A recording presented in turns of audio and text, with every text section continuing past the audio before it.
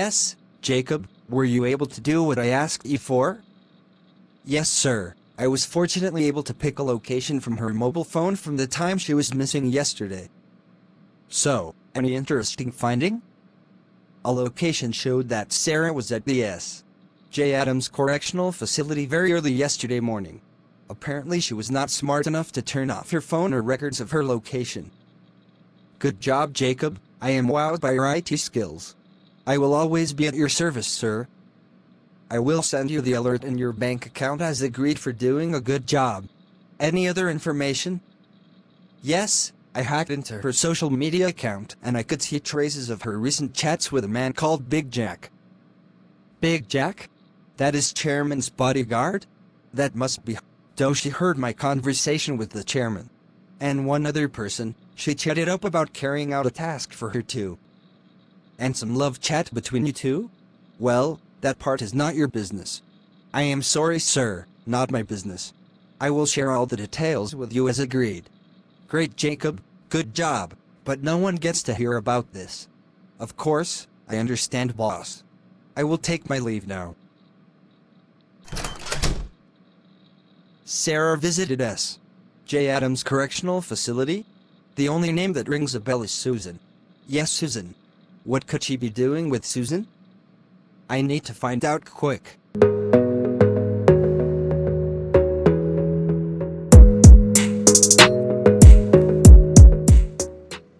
Helen, I have been looking all over for you.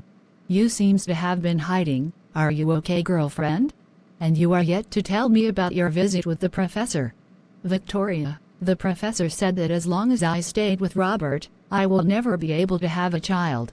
He said my mother-in-law knows about Robert's inability to father a child, that I am just wasting my time with him. He said that? That is worrisome. I didn't want to believe him, but I was surprised when he told me about Benjamin. How could he have known so much about me, or did you tell him? Oh, come on. I have never met him. I only heard about him from my aunt who he once helped with a baby. Whatever he tells you is the truth, believe me. He said Benjamin and I are destined from heaven and that Robert was never meant for me in the first place. He asked that I move in with Benjamin if I ever want to be a mother in my life.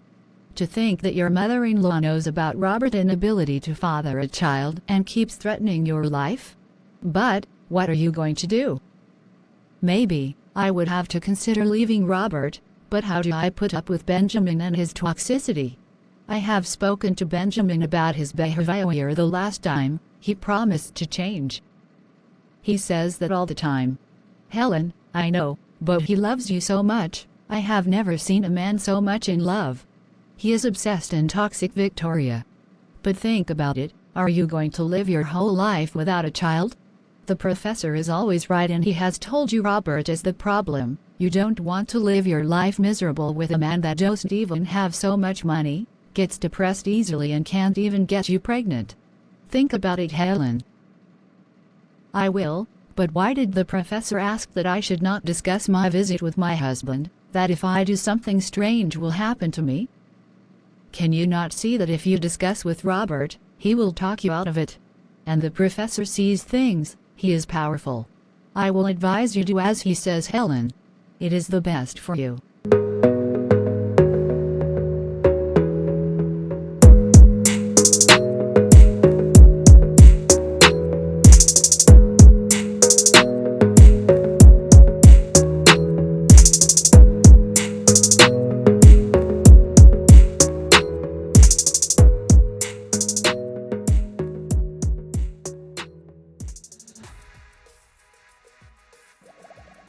Robert, have you heard of Sarah's arrest?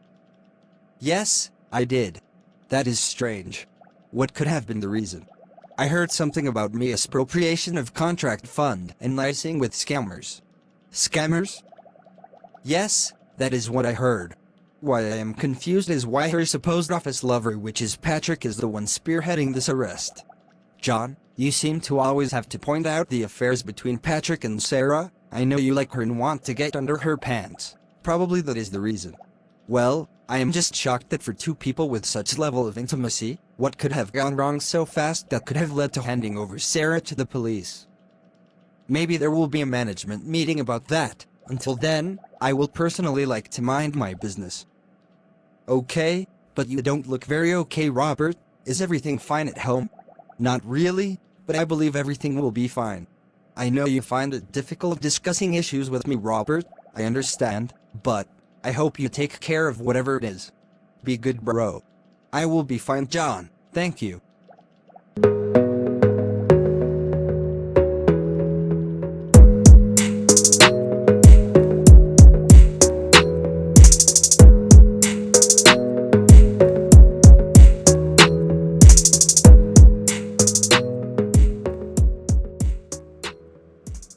Sarah, it is me, Patrick. What do you want? Well, Sarah, you brought this upon yourself. I had to protect myself in my best interest.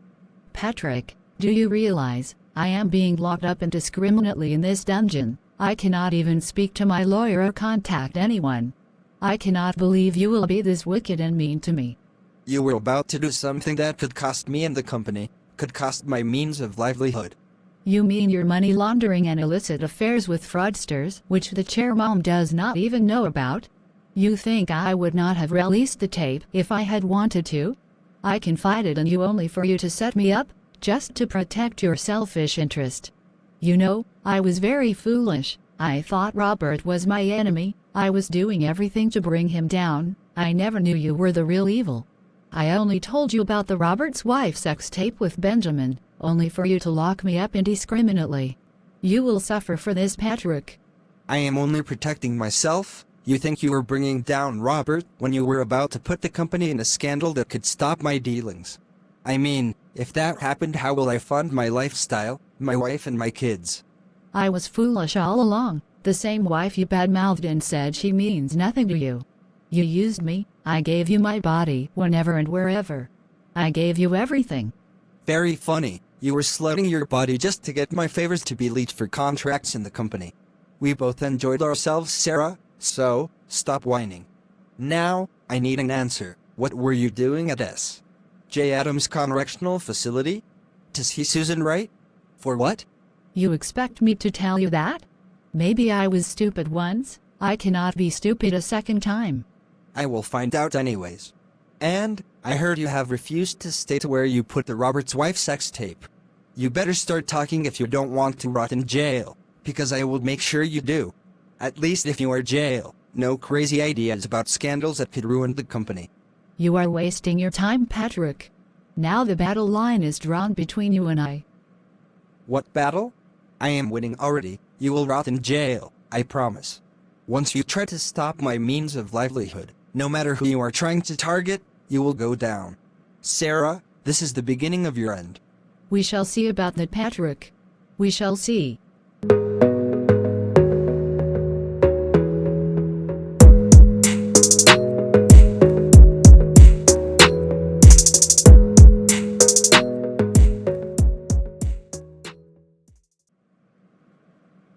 Susan, you are leaving today. You should thank God for the state pardon for some prisoners from the governor of which you are a part.